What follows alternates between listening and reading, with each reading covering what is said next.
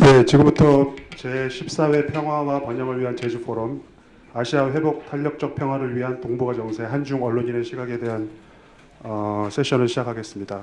먼저 여러분들 동시 통역이 필요하신 분들은 여기 한국어는 1번이고 아까 있었는데 통역기를 사용해 주시기 바랍니다.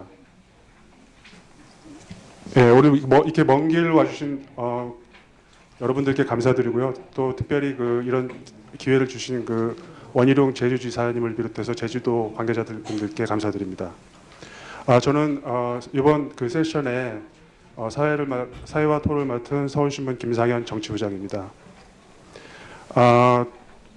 작년에 이 언론인 세션은 작년에 처음 시작했는데 작년에는 일본 언론인들과 같이 했습니다. 근데 아무래도 학자들 세미나가 일반적인데 언론인들끼리 하는 세미나는 굉장히 특이해서 작년에도 많은 분들이 관심을 가져주셨고 그래서 올해도 또 이런 자리가 마련된 것 같습니다. 올해는 중국 언론인들과 같이 이런 세션을 하게 됐습니다. 제가 작년 5월에 정치부장이 됐는데요. 정치부장이 된 뒤로 남북정상회담 2차례, 북미정상회담 2차례 하면서 엄청나게 숨가쁘게 많은 대형 이벤트들을 취재하고 기사로 실었습니다. 근데 아시다시피 지난 2월에 하노이 제2차 북미정상회담이 결렬되면서 지금 상황은 굉장히 상황이 교착된 상황에 있습니다. 그래서 이제 많은 분들이 역시 북핵 문제는 해결하기가 힘들구나 하는 그런 비관론을 제기하는 분들이 있었고 또 한편에서는 하지만 반면 30여 년간 해결되지 못했던 북핵 문제가 과연 1년 만에 해결되는 건 너무 성급한 기대다 그러면서 아직도 희망을 갖고 계신 분들도 많습니다.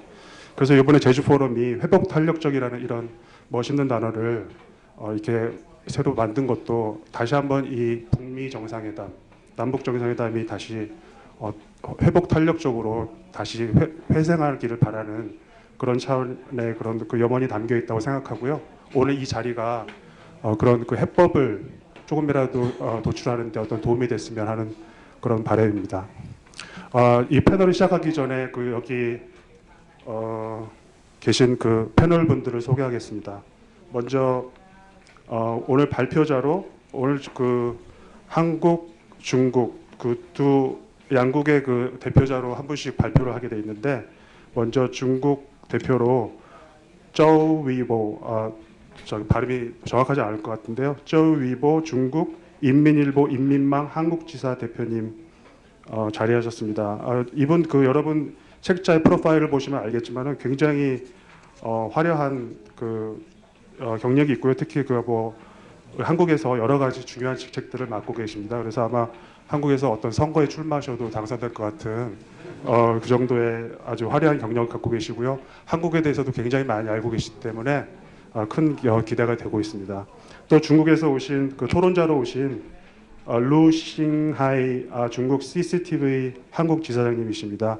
이분은 벌써 한국에서 9년째 거주해서 대표적인 지한파로 알려져 있고요. 저희 워싱턴이라든지 한국의 특파원들은 외국에 한 3년 정도 근무합니다. 근데 이분은 벌써 9년을째 한국에 일하고 있으니까 얼마나 한국에 대해서 잘 알고 한국 정세에 대해서 잘 알고 있는지 저희가 짐작할 수 있을 것 같습니다. 그리고 인사를 참 드려야 되는데 저우 위보 대표님이십니다. 예. 그리고 루싱하이 지사장님이십니다. 두 분 다 한국 사람이랑 똑같이 생기셨죠? 저도 놀랐습니다. 그리고 발표자로 최영혜 동아일보 심의연구팀장님이십니다. 이분은 워싱턴 특파원을 역임했고 국제부장, 논설위원 등을 또 두루 거쳤습니다. 많은 특종 기사를 양산하셨고 상당히 명망 있는 정치 외교 분야의 기자님이십니다. 오늘 발표자로 소개해 주시겠습니다. 그리고 제 옆자리에 계신 권태호 한겨레신문 출판국장님이십니다. 역시 워싱턴 특파원을 역임하셨고 정치부장 논설위원을 거치셨습니다. 정치 외교 분야에 역시 상당히 오랫동안 취재하시면서 많은 경험과 식견을 가지고 계신 분입니다. 그리고 마지막으로 매일경제신문 국제부 차장 박만원 차장인데요. 베이징 특파원을 역임했고요. 아시아 순회 특파원도 역임한 특히 그 중국과 아시아 분야에 상당히 그 식견이 있는 기자님이십니다.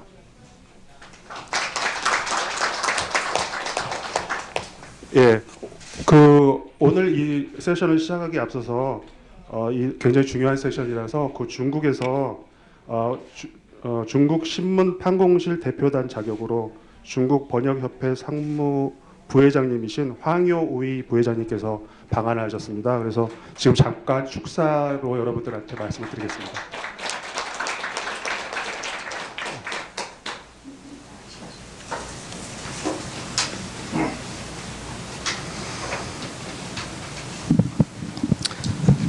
Good afternoon, ladies and gentlemen. It's a huge honor to be here this afternoon to be part of this forum. And it's very important for Chinese and Asian, Korean journalists to come together because as Northeastern Asian countries, both countries share greater responsibility for the peace and prosperity of this area. Before I came, I did a little bit of study. From January 2018 up to 2 days ago, according to our studies, the Chinese press had a huge coverage of the Korean Peninsula issues. On average, in terms of newspaper, I'm not sure about television, but in terms of newspaper, major mainstream newspapers, every week, there are about 7,000 articles, which means every day we have 1,000 pieces of stories across the mainstream media about the Korean Peninsula issue. And if you divide these things, it means that most people hope that there will be stable situation, denuclearization, deeper understanding between China and South Korean journalists. I think it's very important that we have things like this.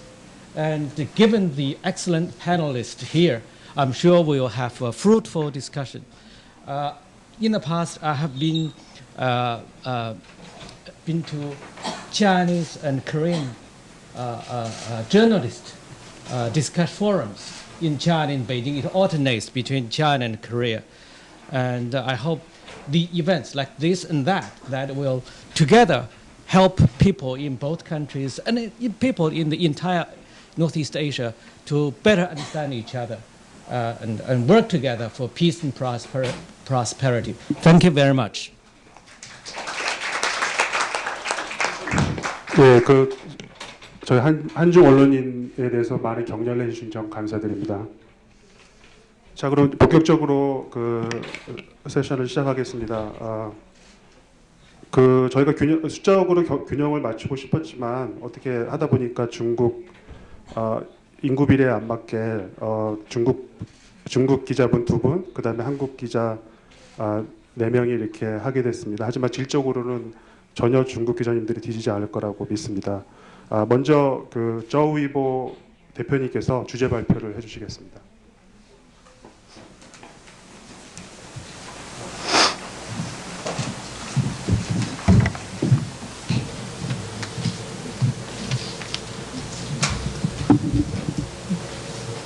인사해 주셨고요.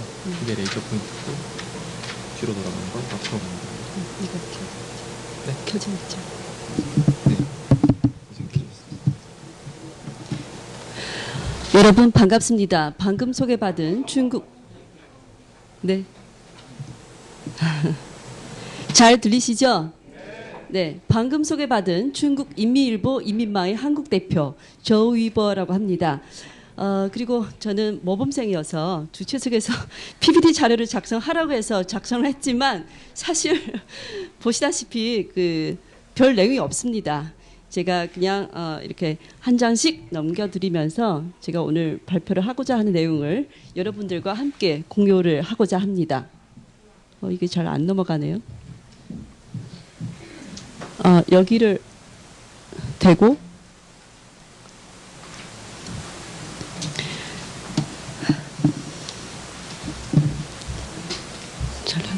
네. 오케이, 그것하고 상관이 없이 제 발표를 시작을 하도록 하겠습니다. 우선 제가 말씀드리고자 하는 부분은 복잡 다단한 이런 동북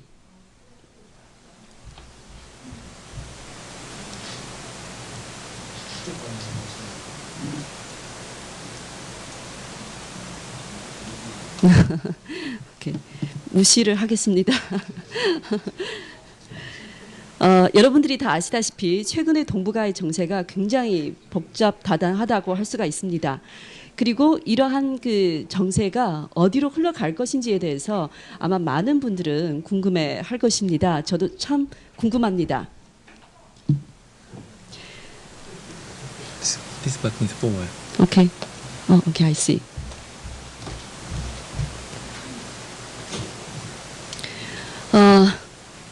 지금으로부터 한 3년 전인 2016년도에 세계적으로 두 가지 큰 사건이 있었습니다. 하나는 영국의 브렉시트와 다른 하나는 미국의 도널드 트럼프 대통령의 당선. 이 두 가지 사건을 우리가 굉장히 유심히 관찰을 해볼 필요가 있습니다. 왜냐하면 이 두 가지 사건은 많은 세계인들의 그 예상을 벗어난 그런 사건이라고 할 수가 있거든요. 그때서부터 지금 세계 전국은 갈수록 불안정, 불확실성 속에 빠져들고 있다고 해도 과언이 아닙니다. 혹자는 이 시대에 유일하게 확실한 것은 정세 변화의 불확실성이라고 규정하기까지 했습니다. 특히 2018년 이래 동북아시아 지역에서 3차례의 남북 정상회담과 2차례의 북미 정상회담이 잇따라 개최된 후에 한반도 비핵화 문제를 둘러싼 정세의 숨가쁜 변화가 세계 안보 분야에서 최대 관심사 중에 하나가 되었습니다. 하지만 이러한 일련의 외교적 노력에도 불구하고 한반도 정세는 여전히 긴장, 완화, 긴장의 국면을 반복을 하고 있어서 한치 앞을 내다보기 어려운 지금 그런 형국에 처해 있습니다. 우선 저는 개인적으로 한반도 핵과 평화 문제는 절대 남북만의 문제가 아니라고 생각을 합니다. 여러분들이 다 아시다시피 2018년 이후 한반도 비핵화 문제 해결과 평화 체제 구축을 위해서 남북은 다양한 채널의 소통을 통해 많은 노력을 해왔습니다. 하지만 한반도 문제를 푸는데 남북만의 노력으로는 역부족입니다. 이곳에 미, 중, 일, 러 등 세계 주요 국가들의 전략적 이해관계가 얽혀 있기 때문에 다자 간의 협상과 노력이 필요합니다. 특히 한반도 문제는 북미 관계, 중미 관계, 중한 관계, 북러 관계 등 양자 관계의 발전 방향과도 복합적이고 긴밀하게 연관이 되어 있습니다. 향후 이들 여러 세력 간의 역학 관계의 변화가 한반도 문제 해결에 적잖은 영향을 미칠 수 있을 것 같습니다. 현재로서 유일하게 단정 지을 수 있는 것은 한반도 비핵화는 분명 단시간 내에 해결이 될 문제가 아니라 장기화가 될 점입니다. 그래서 관련 각 측은 인내심을 갖고 정치적 지혜를 발휘해서 최소한 5년 내지 10년 후를 내다보면서 한반도 문제를 해결하는 적절한 방안을 모색해야 할 것이라고 생각을 합니다. 물론 이 과정에서 이 지역 안보 리스크에 대한 수준 높은 통제 능력이 절실히 요구된다고 생각합니다. 자, 그럼 한반도 비핵화의 이상적 해법이란 무엇인가? 과연 해법이 존재하냐에 대해서 같이 고민하는 시간을 가져보겠습니다. 2차 북미 정상회담의 결렬, 그 후 2번의 북한 미사일 재발사로 인해서 한반도 정세는 다시 경색 국면으로 빠져들어가게 되었습니다. 그 근본 원인은 쌍방의 입장 차가 크지만 전략적 상호 신뢰도가 매우 떨어져서 핵심 주장에는 거리가 너무 멀다는 데 있습니다. 말하자면 북한이 근본적으로 미국을 신뢰하지 않기 때문에 평화협정 체결과 수교, 경제 원조를 원하는가 하면 미국의 입장에서는 만약 수교도 하고 협약도 체결하고 원조도 했지만 만에 하나 북한이 끝까지 핵을 포기하지 않는다면 더 이상 아무 대처 방법도 없을 것입니다. 더군다나 역사적인 이유로 인해서 미국 국내나 북한 국내나 일부 견제 세력이 강하게 상대방을 거부하기 때문에 입장의 대립이 당연할 수밖에 없습니다. 이런 상황에서 북미의 최고 지도자들이 결심을 내릴 의지도 필요하지만 양국의 실무진들은 정치적 지혜를 충분히 발휘해서 타협 가능한 방안을 강구해야 돌파구를 마련할 수 있습니다. 이 대목에서 중국 정부가 2017년 제시한 쌍중단, 그러니까 북한 핵 미사일 도발과 한미 연합 군사 훈련 중단과 쌍궤 병행이라는 정책, 한반도 비핵화 프로세스와 북미 평화 협정 체제 협상을 병행 추진하는 것을 뜻하죠. 이런 두 단계 북한 핵 문제 해법은 다시 한번 주목할 필요가 있을 것 같습니다. 그리고 향후에도 이러한 중국의 입장은 아마 큰 변화가 없을 것입니다.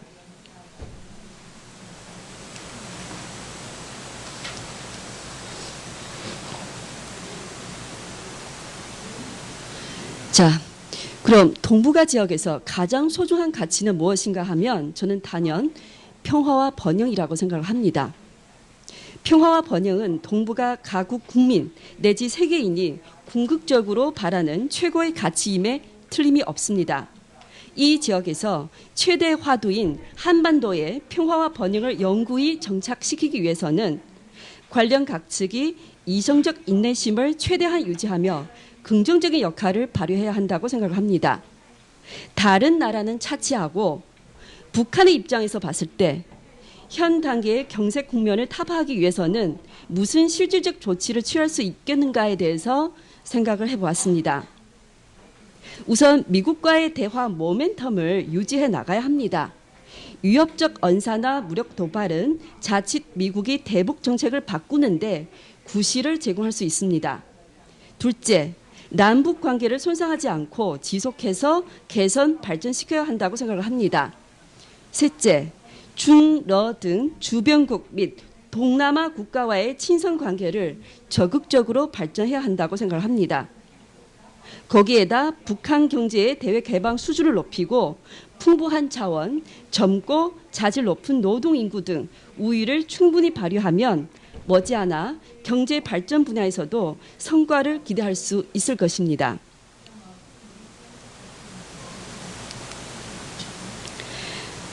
자, 이제 다음 화두로 넘어가겠습니다.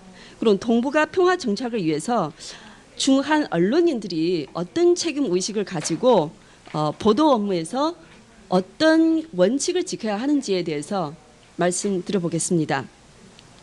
필자는 중한 간의 쌍방향 보도를 한 지 벌써 8년째입니다. 그동안 양국 간의 크고 작은 의견 차나 분쟁이 생길 때마다 양국의 언론, 특히 인터넷 언론의 보도와 논평이 양국의 네티즌을 비롯한 국민들에게 얼마나 큰 영향을 미쳤는지 실감하곤 했습니다. 한마디로 일부 보도와 논평은 양국 네티즌의 민족주의 정서를 자극하고 고조시키는 역할을 수행했음이 분명합니다. 문제는 국민 간 내지 국가 간의 우호 관계가 형성하는데 오랜 시간이 걸리지만 그것을 파괴하는데 단 몇 편의 편파적이고 공격적인 보도면 충분하다는 점입니다. 그러므로 중한 양국의 언론인들은 사회적 책임과 중한 내지 동북아 공통의 근본 이익에 착안하여 다음과 같은 원칙과 마지노선을 지켜야 된다고 생각을 합니다. 첫째, 사실관계를 철저히 파악한 후에 이성적이고 객관적이며 공정한 보도 및 논평을 작성하도록 노력해야 한다고 생각을 합니다. 둘째, 가급적 국내외 관련 각측의 관점을 전면적이고 균형 있게 보도하도록 노력을 해야 됩니다. 세 번째, 오해나 민족주의 정서를 유발하기 쉬운 편파적이고 선정적인 보도를 지양하여 대중의 의혹을 해소하고 상호 신뢰를 증진하도록 노력해야 한다고 생각을 합니다. 그럼 구체적으로 양국의 언론인들이 어떤 실질적인 그런 노력을 할 수 있을까에 대해서 구상을 좀 해봤습니다. 중한 양국이 수교한 지 27년째입니다. 1992년 근 반세기 동안 단절되었던 양국 간의 우호 관계가 회복되면서 언론인 간의 교류도 활력을 띠기 시작하여 부단히 그 폭과 깊이를 심화해 왔습니다. 그동안 양국은 상대국의 주요 언론사 사무소를 개소함과 동시에 특파원 파견, 업무 협약 체결에 따른 상호 방문, 공동 취재, 업무 협조, 콘텐츠 교환, 언론인 연수 프로그램 가동 등 다양한 형태로 서로를 깊이 이해하기 위한 노력을 지속해와서 높이 평가할 만합니다.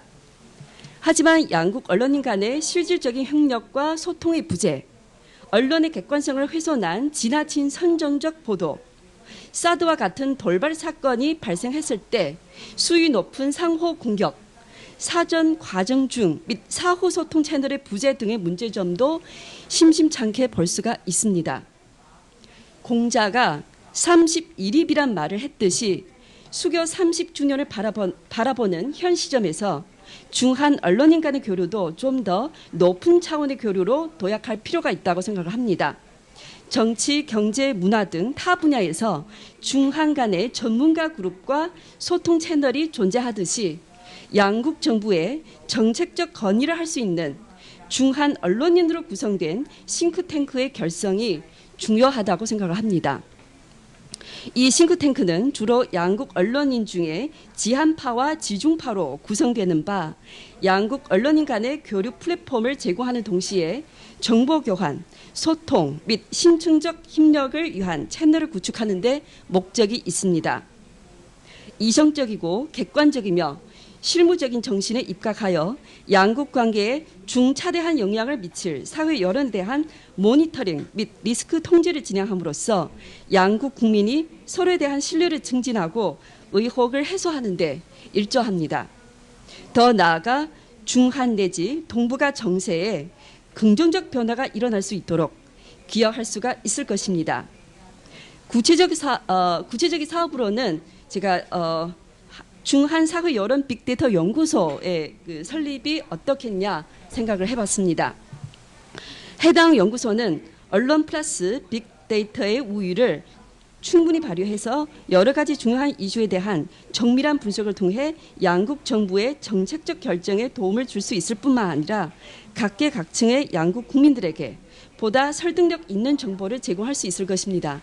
참고로 제2민망에서 중국 내에서 이런 빅데이터 연구소를 개설해가지고 중국 정부의 좋은 정책적인 건의를 10몇 년 동안 성공적으로 수행을 해온 그런 경험이 있습니다. 이로써 일반 대중의 알 권리를 충족시키는 동시에 상대 국가에 대한 정확한 인식을 가지게 하고 불필요한 오해를 해소하는 데 도움이 될 수 있을 것이라고 생각을 합니다. 언론인들끼리 이렇게 국제 정세도 논의를 해보고 그리고 향후 발전 방향 또 예측을 해보고 소원 그리고 희망사항을 얘기할 수는 있지만 실질적으로 우리가 뭔가를 할 수 있을까에 대해서 조금 더 고민을 해봐야 되는 그런 시기에 와 있다고 생각을 해서 이와 같은 그런 제안을 하게 되었습니다. 지금까지 경청을 해주셔서 감사합니다. 네, 조 위보 한국지사 대표님 감사드립니다. 굉장히 준비를 많이 해오셨고 내용도 너무 저희가 새겨드릴 내용이 많습니다. 이 북한 핵 문제는 남북한 당사자만의 문제가 아니라 주변국들 모두 관심을 가져야 될 문제고 또 급하게 해결하기보다는 5년, 10년을 내다보고 그런 장기적인 마음가짐으로 해결해야 된다는 말씀을 해주셨습니다. 또 그 해결책의 하나로 쌍중단 또 쌍계병행 이런 말씀을 해주셨고요. 특히 저희가 좀 인상 깊은 거는 그 언론인들이 그 선정적인 보도를 지향하고 뭔가 그 이성적인 보도를 해야 된다 이런 부분은 저희도 많이 새겨 들어야 될 것 같고요. 또 띵크탱크 같은 그런 아이디어를 주신 것도 상당히 그 관심 있는 대목입니다. 일단 그 뭐 이거에 대해서 또 반론도 많으실 것도 같고 또 하실 말씀들이 많이 있을 것 같은데 일단 그 한국 측 주재 발표자이신 우리 최영애 동아일보 심의연구 팀장님 주접부터 듣겠습니다.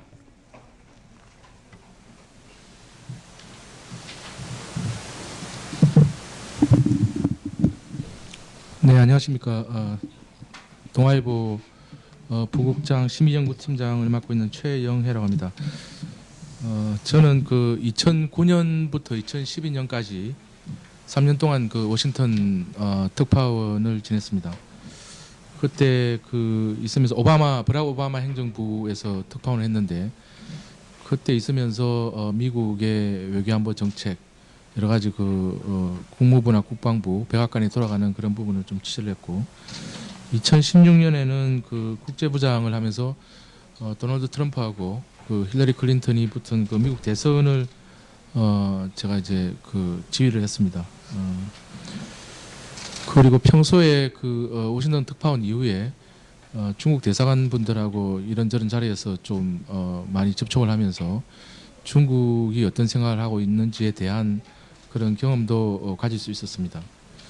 오늘 그 주제가 아시아의 회복 탄력적 평화를 위한 동북아 정세인데, 이 부분에 대해서는 여러 가지를 논의할 수 있겠지만 저는 한 3가지, 4가지 포인트를 잡아봤습니다. 한미클럽이라는 조직이 있습니다. 그게 그 워싱턴의 전 현직 특파원들로 구성된 그런 단체인데요. 최근에 제가 거기서 워싱턴하고 서부 쪽에, 미국 서부 쪽에 출장을 할 기회가 있어서 그쪽 그 국무부, 국방부, 그리고 싱크탱크 의회 사람들을 만나서 최근에 한반도 현안에 대한 좀 논의를 할 수 있는 그런 기회를 가졌습니다. 거기서 느낀 점들하고 최근에 그 현안에 대해서 제 생각까지 좀 첨언을 해서 여러분에게 소개하는, 그리고 토론의 실마리를 제공하는 그런 기회가 됐으면 좋겠다는 생각입니다. 제가 크게 한 4가지 정도를 포인트를 잡았는데, 하노이 노딜 이후에 그럼 미국은 이 문제를 어떻게 보고 있는 건지, 도널드 트럼프의 외교안보 정책, 한반도 정책은 어떤 식으로 그 흐름이 전개될 걸로 보는 건지에 대한 부분하고, 당장 그 내년 그 미국 대선이 예정되어 있습니다. 그럼 트럼프 대통령이 재선 레이스를 시작을 할 건데, 그럼 올 하반기가 되면 이 재선 레이스가 가동이 되면서 여러 가지 이제 대선 이슈들이 부상할 겁니다. 그 중에서 북한 문제, 한반도 정세, 그리고 중국에 대한 그런 부분들을 어떻게 정리하고 있는지, 이런 것들을 한번 논의하는 그런 기회가 있었습니다. 그리고 지금 하노이 노딜 이후에 문재인 정부는 상당히 좀 사면초가에 빠져 있는 그런 상황입니다. 북한에서도 지금 좀 비난을 받고 있는 상황이고, 미국은 상당히 좀 신뢰를 낮추는 듯한 그런 모습을 보이고 있어서 문재인 대통령이 2년 동안, 취임 후 2년 동안 한반도 긴장 완화를 위해서 상당히 힘을 쏟았는데, 결과는 지금 상당히 조금 기로에 서 있는 것 같아서 이 부분에 대한 평가를 어떻게 할 것이냐, 그리고 문재인 대통령의 대북 지원 전략은 어떻게 바라봐야 될 것이냐에 대해서도 한번 짚어보고자 합니다. 그리고 마지막으로, 그럼 지금 여러 가지 생션이, 북한에 대한 생션이 있는데 이 생션이 어떻게 전개되고, 이와 관련해서 한국과 중국은 어떤 스탠스를 취해야 되고, 국제사회는 어떻게 바라보는지에 대해서 언급하고자 합니다. 먼저 하노이 노딜과 관련해서 제가 제일 궁금한 부분은 이거였습니다. 이게 어느 정도 예정된 것이었는가. 상당히 하노이에서는 싱가포르 회담이어서 뭔가 아웃풋이 나올 거라고 생각했는데, 실질적으로는 완전히 이제 도널드 트럼프 대통령이 협상장을 뻥 차고 나가는 그런 판을 깨버리는 그런 전략을 취했습니다. 그럼 이게 미국의 예정된 것이냐, 그런 부분에 대한 의문이 컸었고, 어느 정도 이게 대한 시나리오가 있었느냐, 그런 부분들이었습니다. 결론적으로 말씀을 드리면 하노이 노딜은 예정됐다기보다는 현장에서 어떤 탑다운 방식으로 진행을 하다 보니까 이 트럼프 대통령의 어떤 강경한 전략, 벼랑 끝 협상 전술의 극단적인 표출로 나타난 것이 아닌가 하는 생각입니다. 그렇다면 문재인 대통령이 2년 동안 여러 가지 평화적인 중재 노력에 힘입어서 북한 미사일 발사가 전혀 없었습니다. 2년 동안 2018년에는 한 차례도 없었고 2017년에는 그 무려 25차례나 있었는데, 그러니까 2018년 이후에는 거의 없다가 최근에 단거리 탄도 미사일을 발사를 한 그런 상황입니다. 적어도 워싱턴 내에서는 이 No deal is better than better deal이라는 그런 부분에 대해서 상당히 좀 공감을 하고 있었다. 뭐냐면 이거는 민주당, 공화당 양당에서 다 같이 나오는 소리 같았습니다. 이거는 이제 저 당파를 초월해서 트럼프 대통령의 그런 예측 불가능성이 오히려 더 향후 협상의 능력을 더욱더 제고시켰다는 그런 평가가 많았습니다. 그래서 이 부분에 대해서는 미국 내에서의 여러 가지 그 전문가들은 상당히 좀 긍정적으로 보는 것 같았다는 그런 인상을 받았고요. 어설프게 협상을 하는 것보다 오히려 이렇게 한번 더 밀었다가 당겼다가 하는 부분을 보여주는 그런 상황이 아닌가 하는 그런 생각이 듭니다. 또 하나는 가장 현안이 됐던 북한의 핵 시설에 대한 그런 위치 공개 부분입니다. 이 부분은 한국 내에서도 여러 가지 논란이 됐는데, 그렇다면 북한의 핵 시설 위치를 공개를 할 경우에 결과적으로 어떤 결과를 초래할 수 있느냐. 그러니까 서로가 상호 불신의 관계가 있다고 할 경우에는 그게 바로 미국이 북한을 공격할 수 있는 타겟 포인트가 될 수 있다는 점에서, 그거는 북한도 중국도 원하지 않는 그런 상황이라는 것을 알게 됐습니다. 그리고 이게 가장 핵심이었던 것 같은데, 협상의 핵심이었던 것 같은데, 이 부분에 대한 양보가 하나도 이루어지지 않다 보니까 노딜로 된 거고, 그리고 이런 부분은 앞으로도 협상하는 과정에서 계속적으로 논란이 되지 않을까 싶습니다. 이게 여기서 얼마나 접점을 좁혀 나가는가에 따라서 협상이 진전될 수 있을지, 아니면 지지분질한 상태에서 바로 대선 레이스로 들어가면서 한반도 이슈가 어느 정도 부각되면서 전개될지, 그게 걸려 있다고 보입니다. 두 번째는 미국 대선과 관련한 부분입니다. 이 부분에 대해서는 미국 국무부 쪽의 핵심 당국자 얘기하고 또 의회 사람들 얘기는 조금 결이 좀 달랐습니다. 국무부의 당국자는 아무래도 이 사람은 관료니까 조금 더 세이프하게 이야기하는 것 같다는 그런 생각이 들었는데, 미국 대선이 전혀 미국의 대북 정책에 큰 영향을 미치지 않을 거라는 그런 얘기를 강조를 했습니다. 그런데 또 다른 쪽에서는 대선에서 북한 정책이 노스코리아 팔리시가 큰 현안으로 될 수밖에 없고, 그렇다면 이것이 트럼프의 대선 전략 중에 하나라는 것을 또 강조하는 그런 모습이었습니다. 그래서 저는 곰곰이 생각해 보니 적어도 지금 상황에서 트럼프가 이럴 것은 별로 없다. 왜냐하면 어쨌든 자기가 취임하고 나서 북한의 도발을 상당히 누그러뜨렸고, 김정은 위원장을 협상 파트너로 인정을 해서 국제 무대에서 세워줘서 존재감을 일으켜줬고, 그 존재감으로 인해서 김정은 위원장이 북한 사회주의의 독재 체제 상황인데도 자신의 존재감을 국제 무대에서 한껏 뽐내고 드러낼 수 있는 그런 기회를 트럼프 대통령이 만들어줬기 때문에, 이 부분에 대한 그런 관계 릴레이션십에 대한 것들은 계속 서로가 윈윈하는 전략으로 이어갈 것이라는 그런 생각이 들었습니다. 그렇게 이야기하는 사람들이 있었고, 또 하나는 지금 미국이 너무 전선을 넓게 펼쳤기 때문에 북한 문제가 여기서 어느 정도 핵심 현안으로 부상할 수 있을까에 대한 부분이었습니다. 지금 이란 문제, 또 베네수엘라 사태, 그 와중에 또 미중 간의 무역 전쟁까지 벌이고 있습니다. 그러다 보니까 전선이 너무 넓어져서 과연 미국 대선에서 북한 이슈가 어느 정도 갈 수 있을지에 대한 부분은 상당히 좀 불투명한 게 아닌가. 그리고 그러면 이게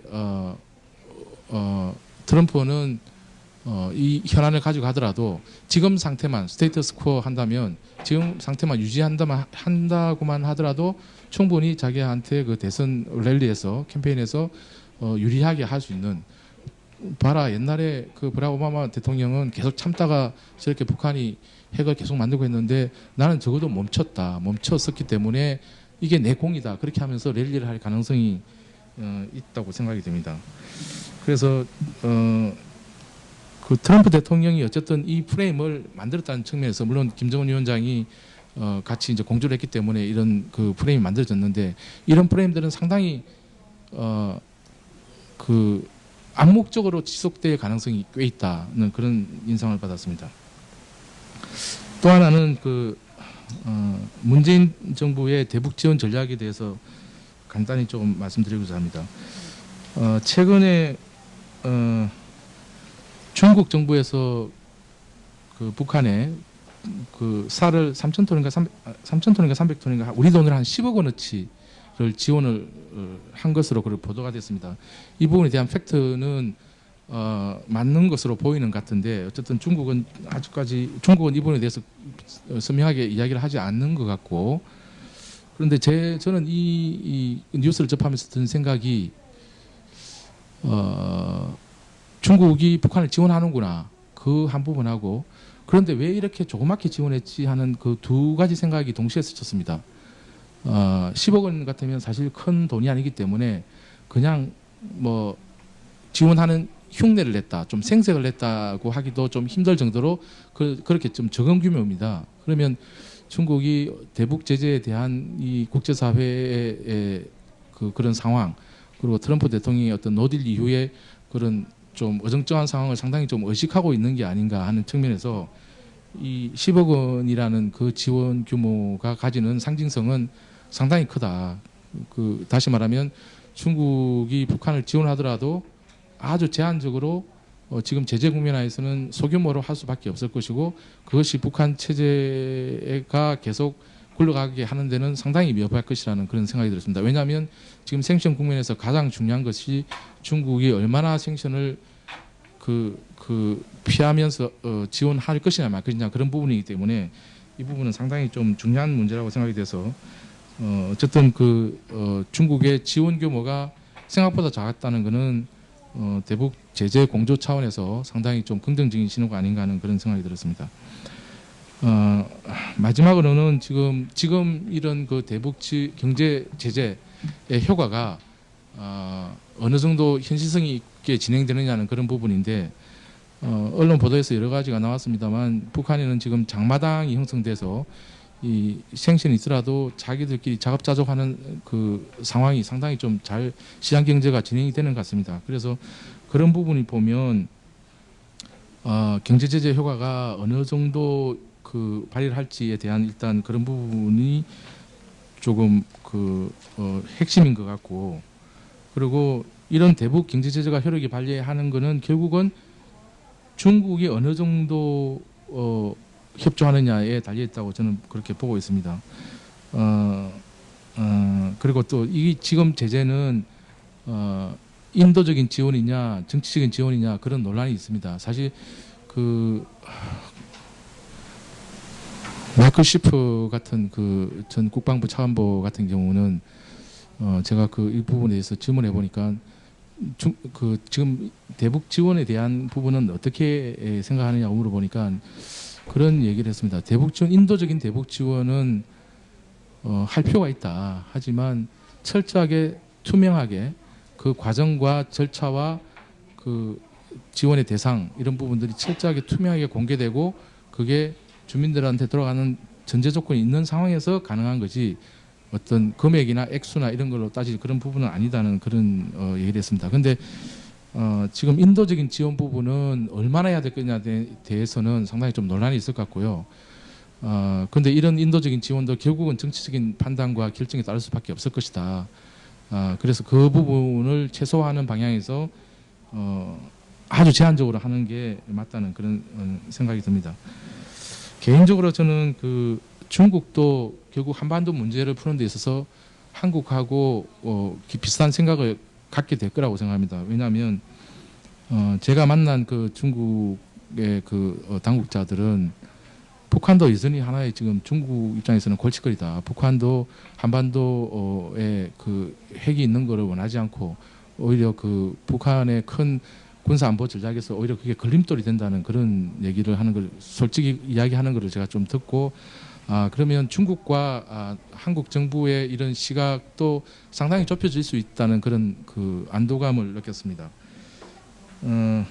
최근에 저는 그런 생각이 들었습니다. 그 하웨이 사태를 보면 이게 미중 간의 무역 갈등이 앞으로 어떻게 얼마나 발전할지 모르겠지만 상당 부분 미국이 지금 이제 패러다임을 바꿔놓는 경쟁 체제를 바꾸는 그런 시도를 하고 있기 때문에 이 부분에 대해서도 그 미중 간의 갈등이 한반도에 또 여전히 영향을 미치면서 또 함께 풀어나가야 될 그런 문제가 아니냐 그런 원론적으로 말씀드릴 수밖에 없지만 그러려면 여전히 중국하고 한국은 서로 상호 신뢰에 대한 그런 부분들이 상당히 바탕이 돼야 한반도 비핵화 문제에 이어서 미중 무역 전쟁 이런 부분에 대해서도 서로 협조하고 함께 번영할 수 있는 길을 찾을 수 있지 않을까 그런 생각이 들었습니다. 제가 두서없는 얘기를 들었습니다만 제 생각이라기보다는 워싱턴에서 가서 같이 얘기하고 느낀 그런 부분들 그리고 방금 앞서 발표자 말씀해 주셨지만은 이런 가운데 한중 언론인들이 서로 공감하고 서로 논의를 할 수 있는 그런 기회나 마당이나 그런 장을 자주 갖는 것은 아주 중요한 부분이라고 생각하는 점에서 그 제안에 대해서는 우리가 한 번 더 조금 더 숙고해서 발전시킬 그런 계기를 만들 필요가 있다는 그런 생각을 합니다. 이상입니다. 감사합니다. 네, 감사합니다. 특별히 그 미국까지 가서 이렇게 취재를 해서 최신 정보를 알려주셔서 감사합니다. No deal is better than bad deal이라는 말씀을 하셨고요. 또 이란 이게 미국이 그냥 한국하고 북한만 생각한다고 우리가 생각하는데 미국은 세계 강대국답게 이란, 베네수엘라 또 미중 무역 전쟁이랑 여러 가지 이슈에서 전선이 펼쳐져 있다는 점도 저희가 북핵 문제를 해석할 때 하나의 변수로 생각해야 된다는 그런 말씀도 인상 깊었고요.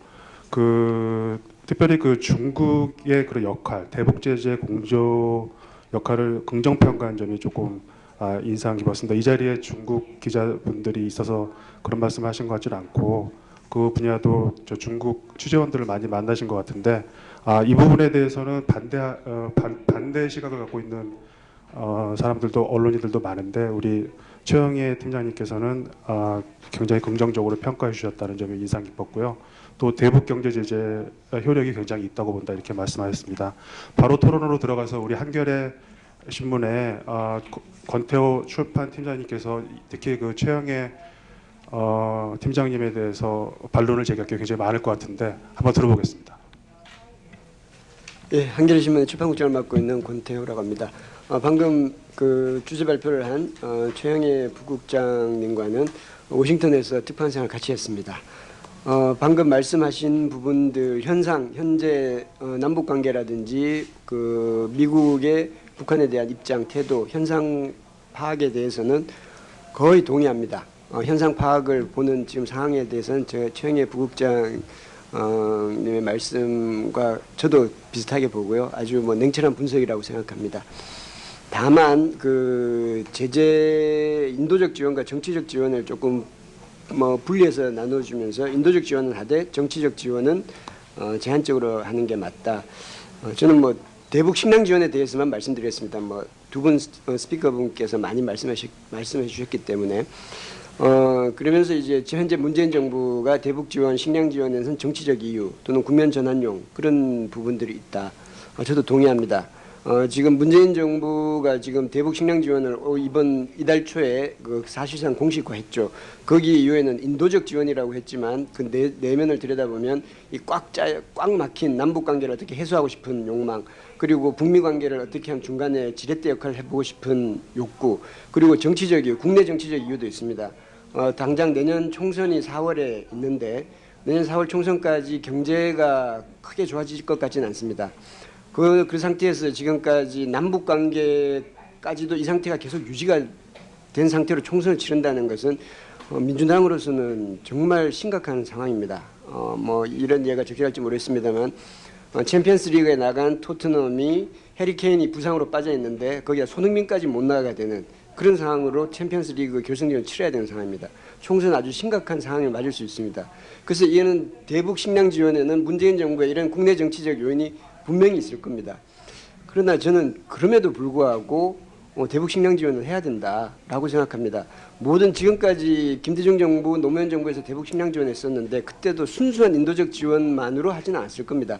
다 국제 정치적 이유가 있었고 국내 정치적 이유도 다 있었다고 생각합니다. 그리고 지금 현재 북한의 식량 사정이 얼마나 심각하냐, 그 사실 그 사람에 따라서 보는 상황은 많이 다르긴 한데, 최근에 세계 식량기구와 식량농업기구가 이제 조사한 바에 따르면 최근 10년 내 최악 수준이다. 부족분이 한 139만 톤 정도 된다고 하는데, 이게 139만 톤이라는 거는 1,010만 명 정도가 식량 사정에 어려움을 겪는 정도. 1,010만 명이라고 하면 북한의 인구가 2,500만 조금 넘습니다. 북한 인구의 한 40% 정도 됩니다. 물론 북한 인구의 40%가 기하선상에 허덕인다는 것이 아니라 그러니까 밥을 먹는데, 끼니를 때우는데 조금 어려움을 겪는 정도라는 겁니다. 물론 여기에는 어느 정도 과정이 있을 겁니다. 세계식량기구나 식량농업기구는 북한 사정이 더 어렵다는 것을 얘기하지 더 많은 원조를 받을 수 있기 때문에 그런 부분들을 조금 감안해야 될 겁니다. 그렇지만 지난해 여름에 우리도 다 기억하실 겁니다. 지난 여름 폭염이 아주 심각했고, 그 여름이 해서 이제 그 식량 사정이 아주 안 좋아졌고, 2016년 이후 대북 제재가 계속 강화되면서 거기에 대한 것이 점점 어려워지는 겁니다. 그래서 그것이 좀 쌓여온 것입니다. 지금 현재 우리 정부의 생각은 한 30만 톤 정도의 쌀을 지원하고 싶어 합니다. 이게 숫자가 너무 천문학적인 숫자가 되니까 저도 감이 잘 안 잡히는데, 30만 톤이라고 하면 어느 정도냐 하면 2000년에서 2007년까지 이제 김대중 노무현 정부 때 우리가 연간 40만 톤을 지원했습니다. 그러니까 그때와 거의 비슷한 수준입니다. 그리고 2008년 이명박 정부 이후 10년 동안 지금까지 식량 쌀 지원을 한 톨도 하지 않았습니다. 그리고 문재인 정부가 들어와서도 아직까지 하지 않았습니다. 현재 우리나라의 비축 식량이 한 130만 톤 정도의 쌀이 있습니다. 이거를 전국의 농협과 창고에 지금 다 비축되어 있는데, 이 보관 비용이 연간 한 4천억 원 정도가 들어갑니다. 이것을 일정 부분 소비를 합니다. 작년에 70만 톤을 가축 사료로 썼습니다. 올해도 40만 톤을 가축 사료로 쓰려고 합니다. 가축 사료로 쓰는 양보다 적은 30만 톤을 지금 대북 쌀 식량을 지원하려고 하는 겁니다. 그러면 우리 정부 입장으로서는 이 비용 부담은 상당히 상쇄하는 측면이 있습니다. 1만 톤의 쌀을 비축하기 위해서는 31억 원 정도의 유지 비용이 들어갑니다. 30만 톤이면 930억 원의 비축 비용을 상쇄할 수 있는 겁니다. 그러니까 우리 정부로서는 그렇게 큰 비용 부담을 들지 않고도 북한에는 쌀을 지원했다고 생색을 낼 수 있고, 이거를 통해서 남북 관계가 조금 더 우호적이 되고 좀 유화적인 걸 치르고, 만약에 그렇게 해서 저는 가능성 높지 않다고 봅니다만은 김정은 위원장이 방랑까지 하게 된다면 총선을 치르는 문재인 정부로서는 큰 도움이 되겠죠. 물론 그런 상황이 오지 않으리라고 저는 지금 현재 상황으로 예측합니다만은, 어쨌든 간에 그러나 정부의 고민은 이거를 직접 지원을 하려고 합니다. 직접 지원을 하는 데는 여러 가지 어려움이 많습니다. 대북 제재가 있기 때문에 미국의 허락도 받아야 되고요. 이런 게 있는데, 국제기구를 통해서 하면 사실은 제일 좋긴 합니다. 다만 근데 국제기구를 통해서 하면 이 절차가 굉장히 복잡하기 때문에 시간이 많이 걸립니다. 시간이 많이 걸리고 정치적 효과가 반감됩니다. 제가 정부를 대변할 생각은 없습니다만은, 미국이 북한의 식량을 지원할 때도 어떻게 하냐면, 이것들은 쌀 앞에다가 그 렛대를 붙입니다. 이것은 미국의 친구들이 보내는 겁니다. 그래서 북한 사람들이 그걸 먹으면서 이건 미국이 보내는 쌀이구나라고 다 알게 되는 겁니다. 그러나 이렇게 전체 세계 식량기구나 식량농업기구를 통해서 가게 되면 이게 한국에서 보내는 건지 당장은 잘 모르게 됩니다. 그러니까 우리가 보내는 정부 입장으로 봐서는 정치적 요인을 극대화하는 것이 좋은데, 극대화할 수 있는 요인이 없어지는 거죠.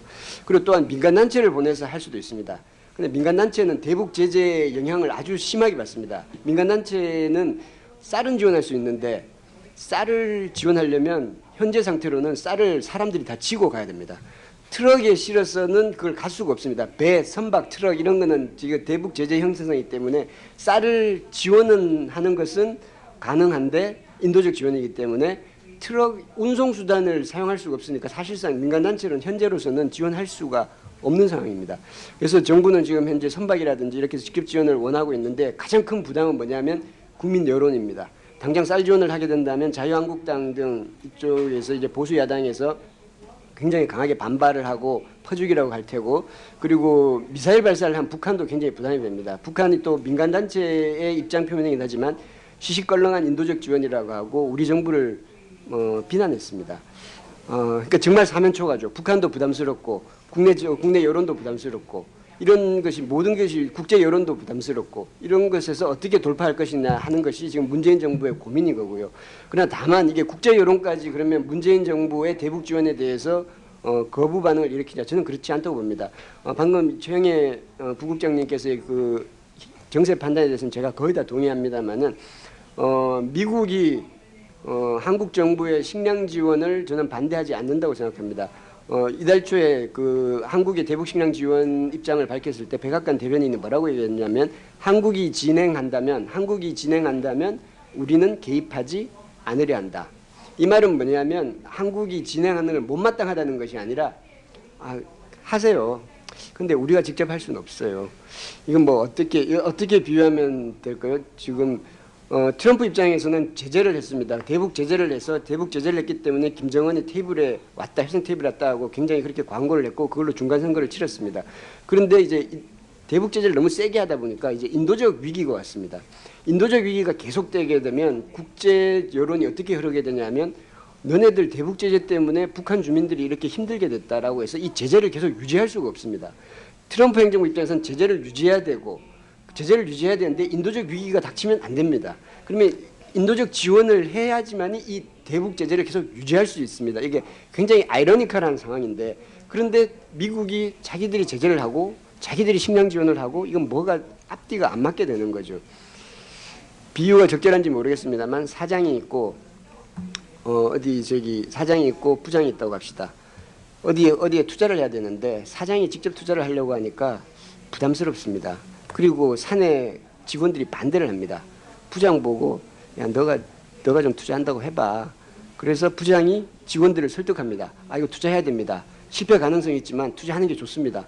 직원들을 설득해서 투자를 해서 이뤄내면 사장은 뒤에서 흐뭇해하고, 그렇지만 사장은 책임은 안 지고, 트럼프의 입장이 지금 그런 입장이 아닐까라는 생각입니다. 그래서 미국 정부는 지금 트럼프 행정부는, 물론 이제 여기도 이제 공화당, 민주당 또 트럼프 행정부 내에서도 입장이 갈리겠습니다만은, 트럼프 행정부는 한국 정부의 대북 식량 지원을 공식적으로도 지금 반대하지 않고 있는 거고요. 그럼 중국의 입장을 아까 전에 잠깐 말씀했지만, 중국 입장은 제가 이것도 추정하는 겁니다. 중국은 궁극적으로는 북한의 비핵화를 바라고 있을 겁니다. 나아가 한반도 비핵화를 당연히 바라고 있을 겁니다. 한반도에 핵무기가 있는 것을 중국이 결코 원치 않을 거고요. 그 입장에서는 중국, 한국, 미국의 입장이 다 동일하다고 생각합니다. 다만 그 북한에 대해서 미국과 중국의 다른 점은, 북한이 붕괴하기를 중국은 결코 바라지 않을 겁니다. 어느 정도 북한이 지금 현재의 상태를 유지해서, 현재의 레짐 상태를 유지해서 어느 정도 현상 유지를 해서 북한이 어느 정도 미국에 대해서의 견제 역할도 해줄 수 있고, 그렇게 되면 붕괴돼서는 안 되고, 그리고 북한 주민들이 굶주려서는 안 되는 겁니다. 그래서 그렇게 지렛대를 활용할 수 있는 것이 미중 무역 전쟁에서도 도움이 될 수 있는 겁니다. 이것은 미국이 대만을 활용해서 중국을 견제하려고 하는 것과 비슷한 이치라고 저는 생각합니다. 그래서 미국, 중국도 북한의 식량 지원에 대해서 반대하지 않을 것이고, 만약에 우리가 식량 지원을 하지 않을 경우에는 중국이 어떤 형태로든 식량 지원이든 아니면 다른 물자 지원이든 해서 북한을 지원하게 될 거라고 봅니다. 다만 이제 북한의 상태가 어느 정도 심각하느냐에 대한 그 판단은 조금씩 다르다고 생각됩니다. 마지막으로 그러면 우리 정부가 어떻게 해야 되냐? 식량 지원을 해야 된다고 봅니다. 그 여러 가지 많은 눈치를 봐야 될 텐데, 아마 국내 여론은 가장 많이 눈치를 볼 텐데, 그 눈치를 어느 정도 극복하고라도 식량 지원을 해야 될 테고, 국제기구를 통해서도 장기적으로는 지속적으로 해야 된다고 봅니다. 우리 정부가 지금까지 잘못한 거는 국제기구를 통해서 지금까지 크게 식량 지원을 안 했어요. 그것도 이제 여러 가지 눈치 보느라고 안 했어요. 그걸 꾸준히 계속 했었어야 되는데, 지금 갑자기 하려니까 그것도 여러 가지 앞뒤가 안 맞고 이런 것이 있죠. 그런 게 우리 정부가 그동안 잘못한 겁니다. 국제기구를 통해서면 분배 투명성, 취약계층 우선, 그리고 현지 모니터링 강화, 이런 것들이 다 어느 정도 시스템이 갖춰져 있기 때문에 그걸 해야 되고, 직접 지원, 정부의 직접 지원 해야 되고, 민간단체를 통한 지원, 이런 다각도의 것을 다 해야 된다고 봅니다. 이게 다 올해 한 해 하고 마칠 것이 아니라 앞으로 남북 관계를 계속 유지해 나갈 거면 이 세 가지 형태를 계속해서 꾸준히 계속 지원해 나가야 된다고 생각합니다. 대북 지원을 지금까지 정부가 잘못했던 것이 이벤트성으로 하려고 했기 때문에 여러 가지 그 반대도 심각하게 받았다고 생각되는데, 이벤트성으로 하지 말고 우리는 앞으로 대북 식량 지원은 일종의 상수로서 계속해서 하는 것이다라고 접근하는 것이 바람직하다고 봅니다. 다만 아까 전에 이제 주 국장님께서 이제 북한의 태도에 대해서도 언급하셨는데 북한의 태도 변화가 오면 좋겠죠. 그러나 이 닭이 먼저냐 알이 먼저냐겠지만 북한의 태도 변화에 대한 시혜가 인도적 지원이 아니라 인도적 지원은 조건을 달지 않는 것이 인도적 지원이고 그리고 조건을 달지 않는 인도적 지원을 할 때 우리가 바라는 그 조건을 달성할 수 있지 않을까라는 생각이 듭니다. 조건을 달고는 인도적 지원을 할 경우에는 그 조건 자체를 이루기도 쉽지 않겠나라는 생각이 들고 이 인도적 지원을 할 경우에 어떻게든 북한하고 만날 수 있게 됩니다. 최근에 북한의 통전부가 인원이 다 바뀌고 북한에서 우리가 지금 연락을 해도 북한에서 응답이 없습니다. 그러나 어떻게든 이렇게 인도적 지원을 이렇게 하려면 만나야 될 거 아닙니까? 언제 우리가 보내줄 건가? 그래서 계속 만나야 되고 얘기를 할 테고 이렇게 되면서 접점이 형성이 돼야지만이 다른 정치적인 문제들도 해서 나갈 수 있는 사안이 아닐까라고 해서 그렇게 생각됩니다. 제가 이제 시간이 많지 않아서 말을 조금 빨리 해서 조금 혹시 이해하는데 부담이 되지 않았을까 좀 죄송한 말씀드리는데 제 말씀은 그 세 가지 조건들을 다 동시에 진행해야 된다고 말씀드리고 대북 인도적 지원은 정부가 눈치 보지 말고 그리고 장기적으로 하는 것이 맞다는 얘기를 드리는 것입니다. 예, 감사합니다.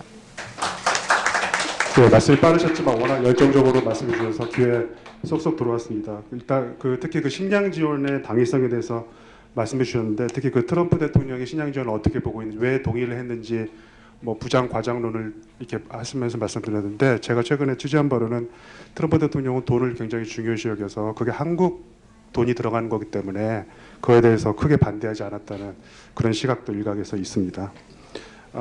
그리고 또 정치부 기자를 오래 하신 그런 경력답게 또 북한 문제가 국내 선거 특히 내년 총선에 미치는 영향 그거와 김정은 답방 연관지어서 솔직하게 말씀해 주셨고요. 특히 또 하나 인상적인 것은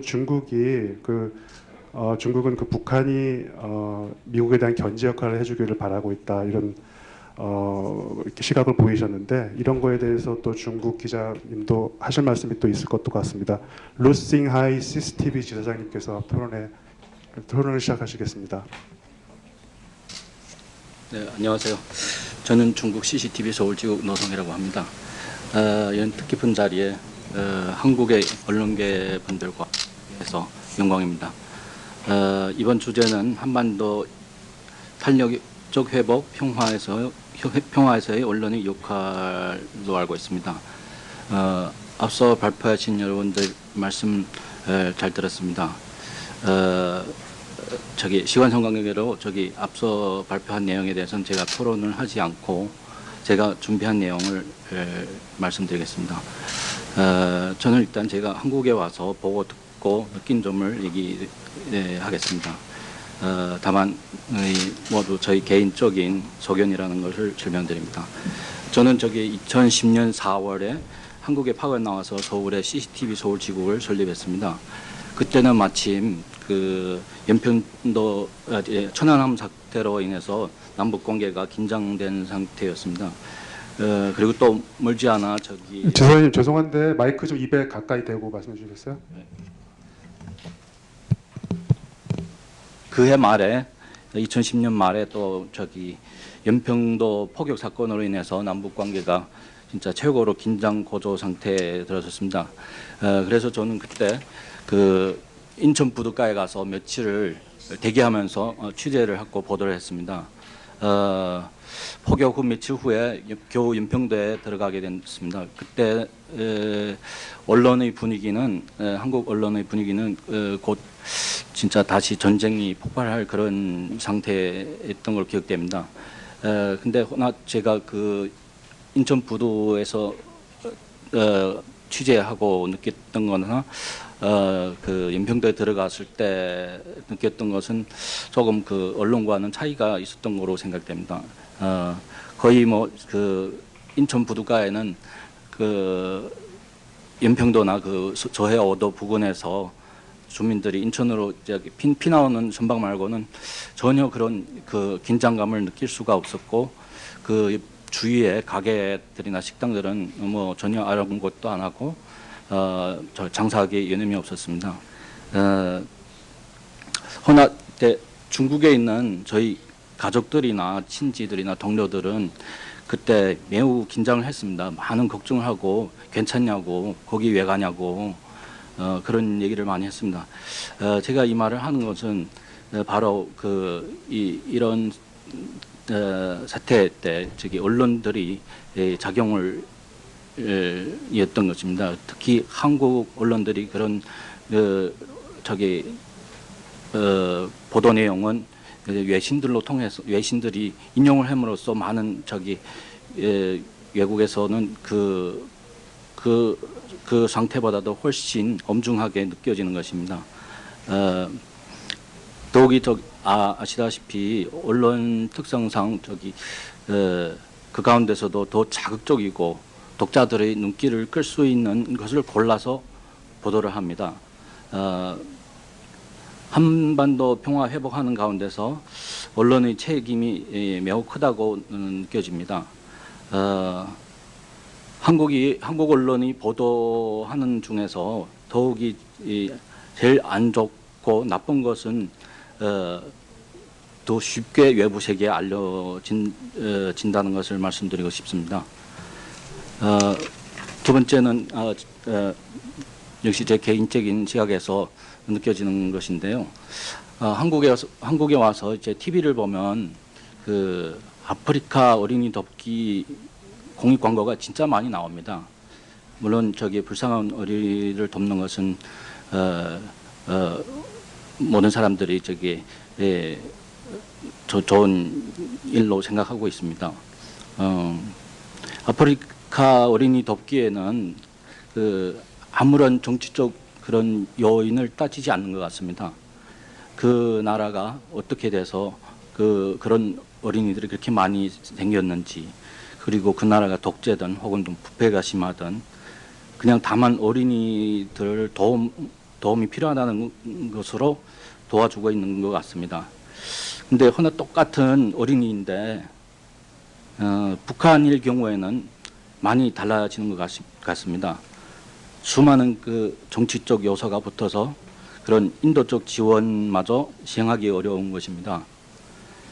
똑같은 어린이일지라도 지금 남북 정상회담이 3번 했음에도 불구하고 이런 상황은 별로 변화가 없는 것 같습니다.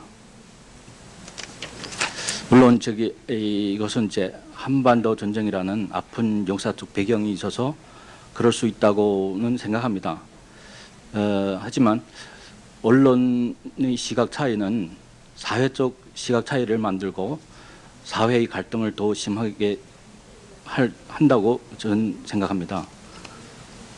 마지막으로 또 하나 느낀 점은 다들 알고 있겠지만은 지금 중국과 미국 간에 무역 갈등이 진행되고 있는데 언론에서는 이것을 중미 무역 전쟁이라고 합니다. 근데 이 무역 다들 전쟁이라니 수식어가 붙었는데도 불구하고 사람들은 이렇게 무관심하고 불구경하듯 합니다. 언론들도 그런 것 같습니다. 그러나 전쟁은 역시 무서운 것이라고 생각합니다. 무역 전쟁은 우리가 아는 총알과 폭탄이 빗발치고 사람이 죽어나는 그런 전쟁과는 다르지만은 그 파괴력은 우리 상상을 초월한다고 생각합니다. 무엇보다도 파괴로 하여금 많은 공장들이 문을 닫고 또 많은 사람들이 실업을 하게 되고 또 수년간 일궈놓은 사회적 제보도 하루아침에 거품이 될 수가 있습니다. 이는 단순히 특정 품목에 대해서 25%의 관세를 인상했을 경우에 나타나는 파괴력입니다. 관세만 높였는데도 전쟁이라고 합니다. 그렇다면은 이 경제 제재는 어떨까요? 지금 글로벌 시대에 더불어 사는 지금 국제사회는 이제 한 나라에 대해서 이렇게 경제 제재를 하고 있습니다. 관세 올리는 몇 배 강한 이 총칼로 맞대고 싸우는 것만이 전쟁이 아닙니다. 지금 경제의 방식으로도 전쟁을 할 수 있다고 생각합니다. 평화 역시 총과 칼 맞대고 싸우는 전쟁만 멈추면 오는 것이 아니라고 생각합니다. 모든 전쟁이 없어져서 마음까지 평온하게 느낀 것이 진정한 평화라고 생각됩니다. 언론으로서 책임 중 하나는 평화를 수호하는 것입니다. 그런 차원에서 저는 무역 전쟁도 군사 전쟁도 막아야 한다고 생각합니다. 이상입니다. 네, 수고하셨습니다. 그럼 아프리카 그 빈곤 어린이들 도와주는 거랑 우리 북한의 또 어린이들, 북한 주민들 도와주는 거랑 비교해서 보셨는데 저희들은 잘 볼 수 없는 제3자적인 시각에서 이렇게 봐주셔가지고 한번 생각해 볼 만한 대목인 것 같습니다. 많이 기다리셨는데 우리 박만원 매일경제국제부 차장 말씀하시겠습니다. 네, 안녕하세요. 먼저 발표하신 주옥파 이민망 대표님 그리고 최영혜 동아일보 기자님 발표에 대해서 각각 제 의견을 한번 말해보도록 하겠습니다. 먼저 주옥파 인민망 대표님 발표하신 내용 중에 한중 언론의 역할에 대해서 몇 가지 말씀을 보태겠습니다. 양국 언론이 상호 이해 증진과 그리고 정부에 대한 건의 창구로 한중 싱크탱크를 만들어보자. 저 역시 이런 제안에 전적으로 공감합니다. 그런데 좀 더 현실적인 그런 제안을 제가 보태자면은 이런 토론회나 교류 행사를 통해서 한중 관계 뉴스를 다루는 양국 언론인이 좀 더 극단적이고 편협한 시각에서 벗어나도록 하는 게 더 중요하다고 생각합니다. 예를 들어 보겠습니다. 2016년부터 2017년까지 한중 관계에서 사드 배치 문제가 최고 갈등 요인이 됐었는데요. 그때 갈등을 제일 확산시킨 주역이 저는 환구시보였다고 생각합니다. 중국 신문 매체인데요. 당시 사실은 양국 정부가 대화를 통해서 문제를 해결하고 이렇게 접점을 찾아가는 노력이 아주 중요한 순간이었는데 중국의 책임이 있는 언론 환구시보가 아주 수개월에 걸쳐서 한국에 대한 경제 보복이라든지 반한 감정 이런 걸 조장한 기사를 너무 많이 썼어요. 그래서 국민들 감정이 상했죠. 근데 정부 간 갈등은 이렇게 외교 협상을 통해서 금방 해소할 수 있는데 국민들 감정이 손상된 거는 금방 회복이 안 되더라고요. 아직까지 그래서 양국에서 상호 방문 계획이 사드 갈등 이전을 회복하지 못하고 있죠. 특히 한국 같은 경우에는 중국에 대해서 직접적인 그런 여행 규제가 없었는데도 중국으로 가는 여행객이 한 절반으로 줄었는데 저는 여기 환구시보의 역할이 아주 컸다고 생각합니다. 마찬가지로 한국 언론도 중국에 대해서 좀 더 공정한 시각을 가져야 되지 않을까 그런 생각을 해봤는데요. 국제 뉴스를 작성할 때 이제 외신을 많이 인용을 하게 됩니다. 그런데 아무래도 이제 중국 관영 매체보다는 CNN, 뉴욕타임즈 이런 미국 권위지를 좀 더 신뢰하게 됩니다. 그렇기 때문에 한국 언론 공통적으로 이제 갖는 한계가 국제 뉴스에서 미국 색채가 상당히 강하다는 건데요. 예를 들어서 최근 미국하고 중국이 무역 갈등 수위가 높아지고 있는데, 근데 객관적으로 보면은 미국의 요구 중에서 일부는 아주 주권 침해 요소도 강하고 너무 일방적인 그런 게 많습니다. 근데 한국 언론이 그런 객관적 시각에서 충분히 중국 측 주장을 분석하고 그렇게 보도해야 하는 노력이 있었냐, 거기에 대해서는 조금 생각을 해볼 필요가 있다고 생각합니다. 동아일보 최영희 기자 발표하신 내용에 대해서 제가 조금 코멘트를 하겠는데요. 김정은이 정권 유지를 위해서 핵을 놓지 않을 것이다, 절대 핵을 포기하지 않을 것이다 말씀하셨는데 저는 좀 반대 시각에서 의견을 말씀드리겠습니다. 두 가지 이유를 들겠는데요. 첫 번째는 핵이 없다 해도 김정은이 체제 위협을 느낄까 저는 좀 회의적입니다. 왜냐하면 북한에는 시민 단체가 있는 것도 아니고 아니면은 군부가 돌아설 그럴 위험도 없고 김씨 일가 중심의 어떤 지배층을 대체할 세력이 없다고 보이는데요. 이미 그 집권하자마자 김정일 집권하자마자 이모부 장성택 그리고 이어서 형인 김정남까지 다 숙청해서 북한 체제 내에서는 김정은 지배 체제를 위협할 요인이 거의 없다고 봅니다. 그런데 대외적으로 보면은 체제 위협 요인이 뭐냐? 미국과 한국 정도 되겠죠. 그런데 미국과 한국은 북한이 핵무기를 발사하거나 아니면 핵무기를 다른 나라로 확산하지 않는 이상은 북한은 체제 전복을 시도할 가능성이 없고 또 북한도 그걸 너무 잘 알기 때문에 저는 핵이 없는 김정은 체제도 존속 가능하다. 저는 그렇게 생각합니다. 두 번째로 중국인데요.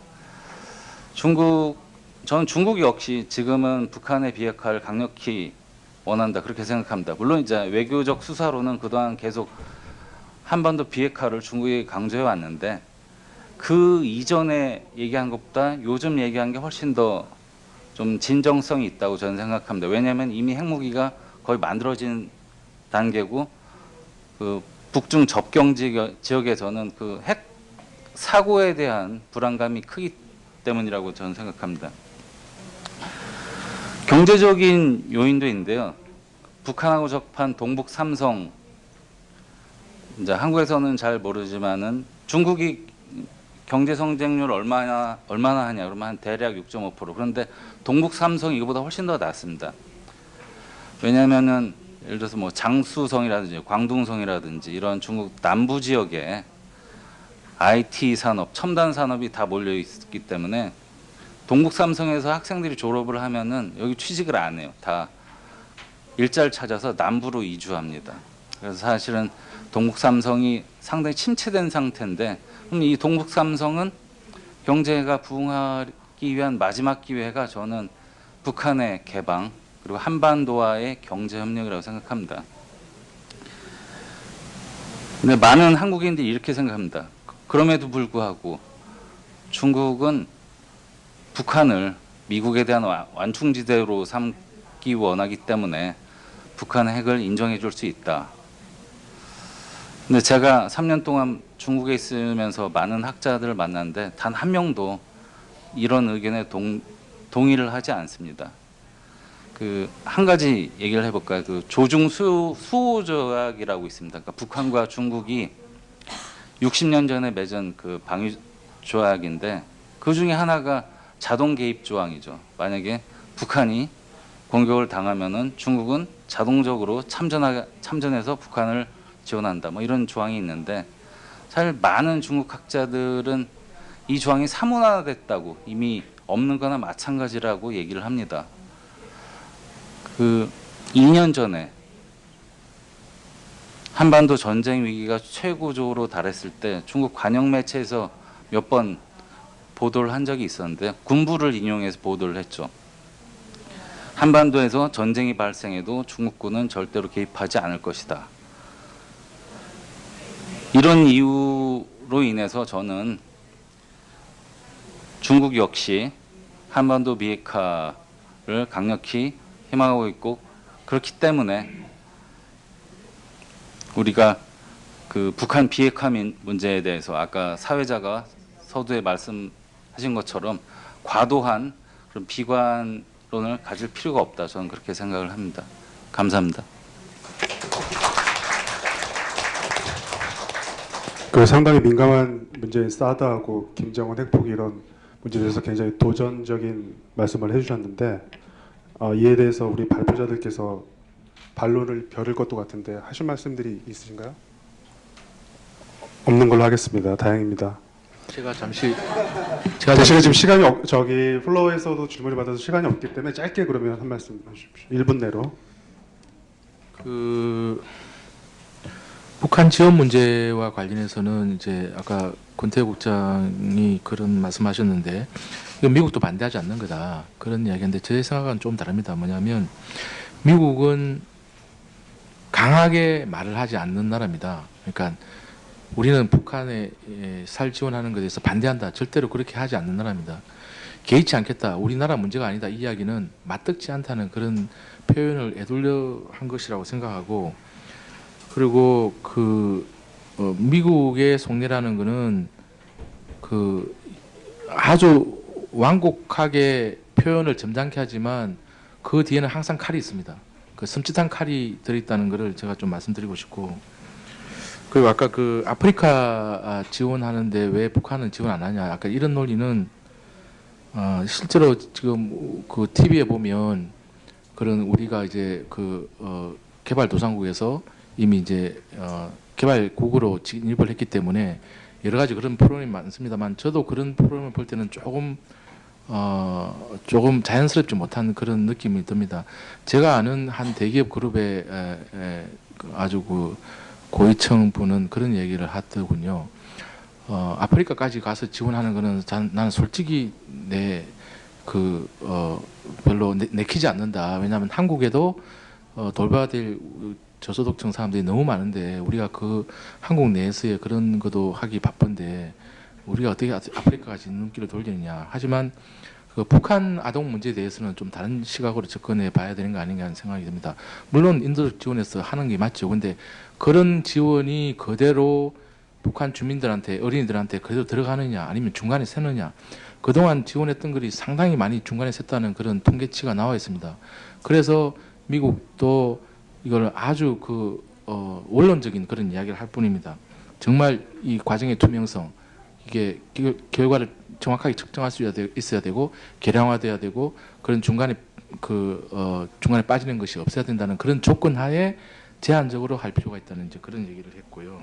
그리고 핵이 없는 북한에 대해서 아까 또 박 기자가 이야기를 하셨는데 저는 이번에 큰 시각차 하노이 노딜 선언의 큰 시각차가 북한이 여전히 핵 경제 병진 노선을 버리지 않았기 때문에 발생하는 그런 문제라고 생각합니다.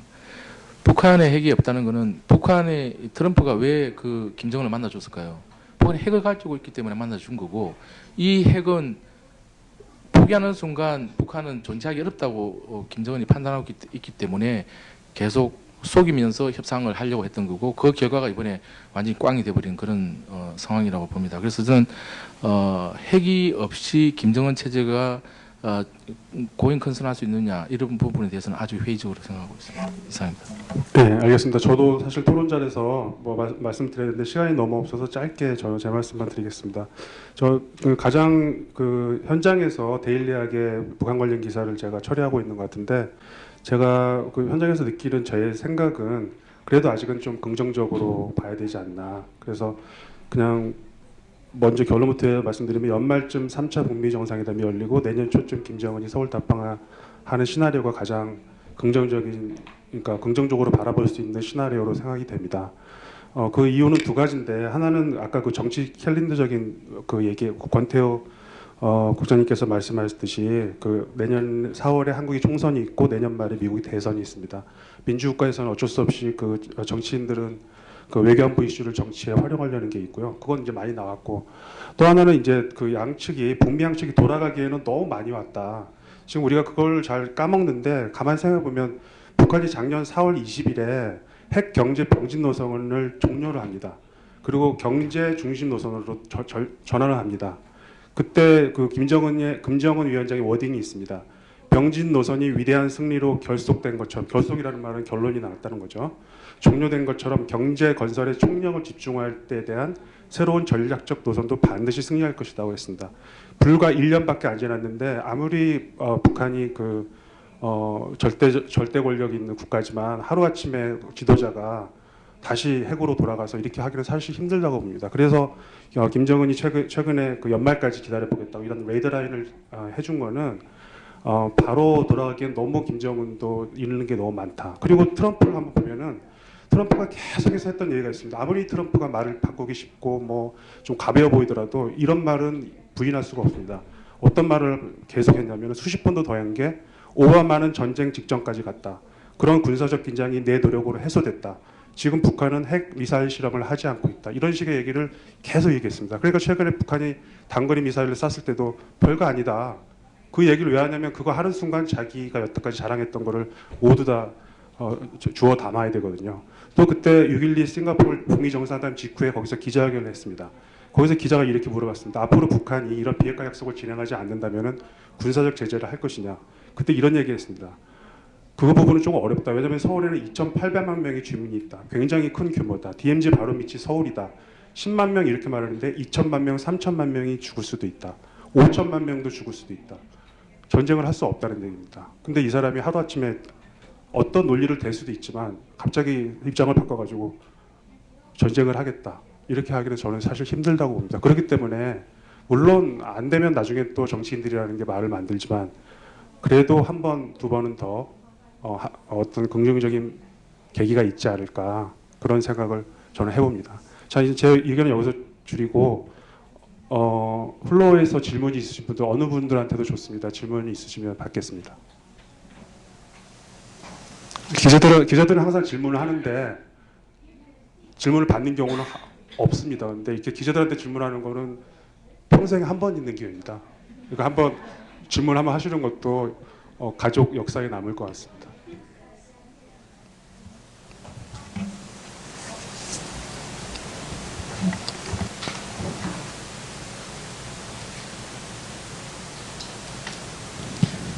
네, 모두 말씀 잘 들었는데 그 아까 주위보 사장님께서 그런 한중 싱크탱크를 제안하셨는데 실제적으로 지금 현재 그와 유사한 조직이라도 있는지 아니면은 한국 기자님들과 중국 기자님들이 어떤 그런 의견 교류의 장이라도 실제적으로 존재하는지 매우 궁금합니다.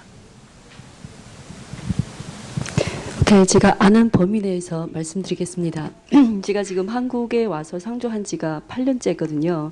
거의 CCTV의 노승할 지국장만큼 한국에 오래 있었는데 제가 알기로는 그냥 작은 범위 내에서 친교를 위한 그런 모임이 몇 번 있었지만은 좀 정기적으로 만나서 특정한 의제를 가지고 구체적으로 의사소통을 하는 그런 그 채널이 많이 부족하다고 생각을 합니다. 네, 참고로 말씀드리면은 지금 원래는 한국의 그 워싱턴 특파원이 가장 숫자가 많은 그룹이었습니다. 근데 중국의 국력이 커지면서 베이징 특파원이 가장 숫자가 많아졌습니다. 그만큼 지금 중국 언론인과 지금 언론 관계 말씀하셨는데 상당히 양국이 중요한 단계다. 그래서 그런 띵크탱크라든지 그런 아이디어는 저희들도 굉장히 귀담아 들어야 될 부분 같습니다. 또 다른 질문 제가 있으시면 잠깐 보충드리겠습니다. 네. 금방 예. 질문에 대해서 현재 거의 14년 동안 한중 고위 언론 포럼 같은 게 있습니다. 그게 이제 그 13년 전에 설립됐는데 그때 당시는 이제 한국의 특성상 그 대통령직 정부가 5년제다 보니까 5년 끝나면 자꾸 정부가 바꾸기 때문에 한국에는 정부 차원에서 중국 정부와 그렇게 할 수가 없게 됐습니다. 그런 배경이 있어서 정부에서 하는 것보다도 그 21세기 한중 우호 협회가 있습니다. 그쪽하고 거기에서 주최를 해서 중국 국무원 판공실하고 매년 한 번씩 한중으로 이렇게 엇갈아 가면서 지금 고위급 언론 대화가 진행되고 있습니다. 올해는 아마 북경에서 할 것 같습니다. 예, 거기에는 그 중국의 주요 대표 언론사들의 책임자분들이 거의 다 출석하는 걸로 알고 있습니다. 네. 예, 또 다른 질문이 있으면 받겠습니다. Well, thank you. I'm from North Korea focused NK News.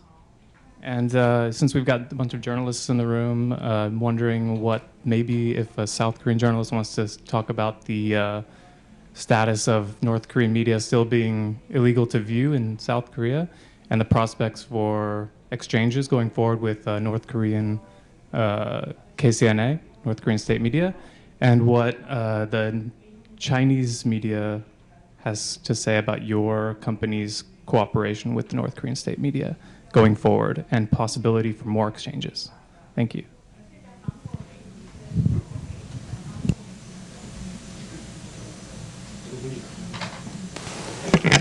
어느 분이 답변을 좀.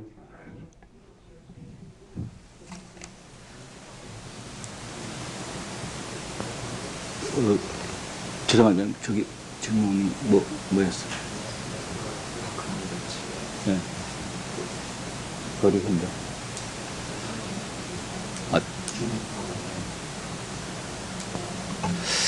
글쎄요, 전 북한에 그 상주하지 않아서 잘 모르겠습니다만 한국과 저기 그 북한의 교류를 제가 좀 느낀 거 있는데요. 작년까지만 해도 KBS에서 저희들 찾아와서 북한에 있는 그 방송사들과 교류를 하고 싶은데 루트가 없다는 겁니다. 어떻게 하면 저기 그 혹시 중국 그 언론사들이 북한에 상주하고 있기 때문에 북한에 좀 연락을 해서 교류를 할 수 있지 없을까 그런 그 제의를 그런 제의를 갖고 찾아왔었습니다. 근데 그때까지만 해도 그게 전혀 그 이루어질 수 없었던 걸로 생각이 드는데, 근데 불과 반년 지나서 KBS는 북한에 가서 거의 생중계하다시피 중계를 하고 북한에 있는 언론사들과 교류를 하고 그런 게 저한테 좀 인상이 깊었던 걸로 생각이 듭니다. 네. 네, 시간이 돼서 이 정도로 마치겠습니다.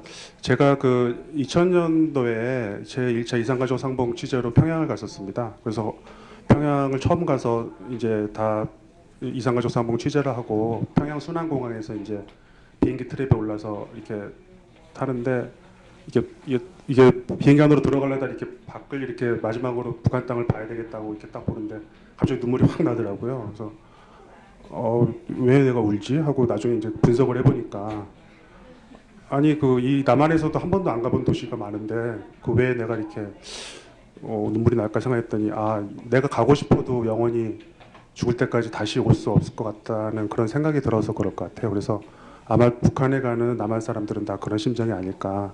지금 우리가 중국 베이징도 갈 수 있고 상하이도 갈 수 있는데 정작 바로 앞에 있는 우리 땅은 갈 수 없다는 이런 현실. 그래서 우리가 지금 오늘 여기서 토론을 했지만 그 북핵 문제라든지 한반도 평화에 대한 생각은 그 이념이라든지 가치관에 따라서 다를 것 같습니다. 하지만 그 통일을 해야 된다는 당위성은 모두 다 가져야 되지 않을까. 특히 오늘 여기 중국 기자분들 우리 저기 대표님 또 오셨는데 또 많이 그 한국의 통일에 대해서 한반도 평화에 대해서 성원해 주시면 감사하겠습니다. 오늘 오랜 시간 감사합니다.